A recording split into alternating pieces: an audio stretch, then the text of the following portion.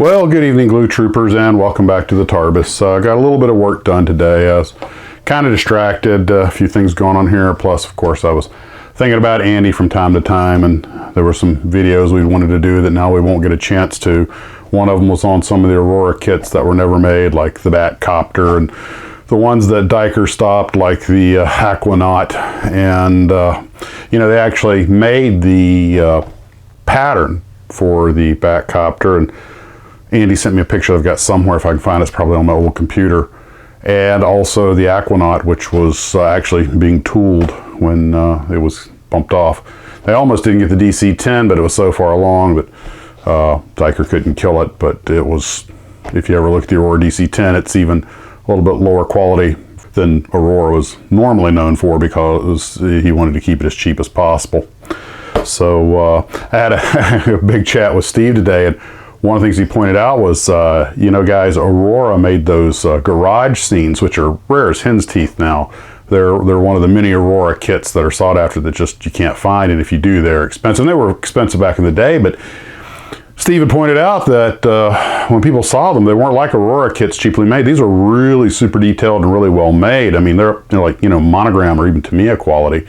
So, you know, it was a complex company. I never got around to talking to Andy about that, and that's too bad.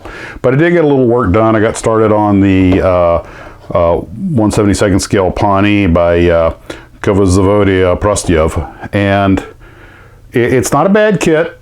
It's kind of typical of some of these smaller companies in that it has, for example, the fuselage halves don't have alignment pins. The 1/72nd scale kit, you can sort of straighten it out, but turned out the cockpit section was just a little wide, and and I should have shaved it down a little bit, and it made clamping, and it kept trying to pop loose. And if it pops one more time, I am going to just take it apart and shave it down, but I think I've got it taken care of now. I've got the little, it didn't come with a pilot, so I put a 1/72nd scale pilot in.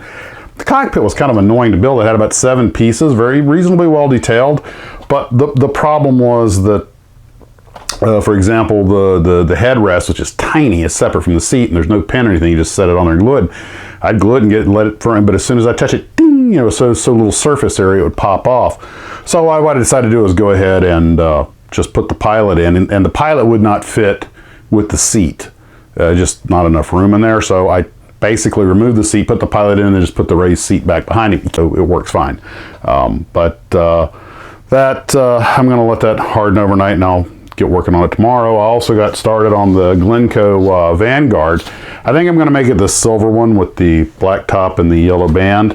I'm planning to use some of the metallizer on it. Any excuse to practice with the metallizer. And the Glencoe kit is an excellent remake of the Adams kit, and the Adams kit's really good. This Vanguard has an incredibly detailed and surprisingly easy to assemble pad and gantry. Now, I've only pre-painted some of the actual tower pieces, haven't put them together, but if the pad and the ladders and everything are any example, then it should go together without argument. I've got to give Adams credit. Man really made some nice molds. These are very crisp kits.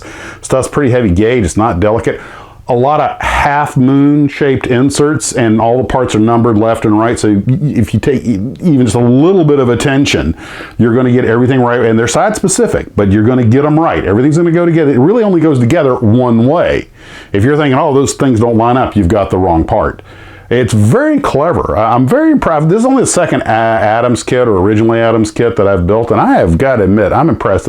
I did the history on them. I think they made 13 kits, and it's just too bad they couldn't stay in the business, because Adams was a mold maker, is my understanding. They were a tool and die business, and he just did some great work. And I'm looking forward to getting it done. I think this is not actually going to be part of my Cold War missile, because it's really more of a rocket in that it carried a space payload. There it would be a flat 0 on the Godzilla meter that we're going to use to judge our missiles. I'm actually building the Mace and Terra Cruiser for that build. And I'm not counting the Snark that I did, because I did it before the challenge really took place. Although I might sneak a photo in there.